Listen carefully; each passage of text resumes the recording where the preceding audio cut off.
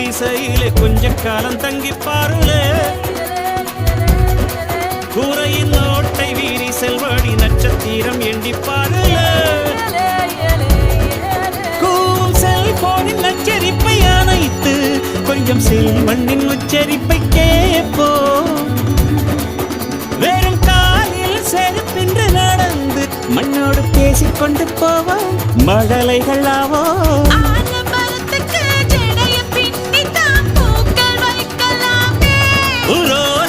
ஐயனாரிடம் கத்தி வாங்கித்தான் பென்சில் சீவலாமே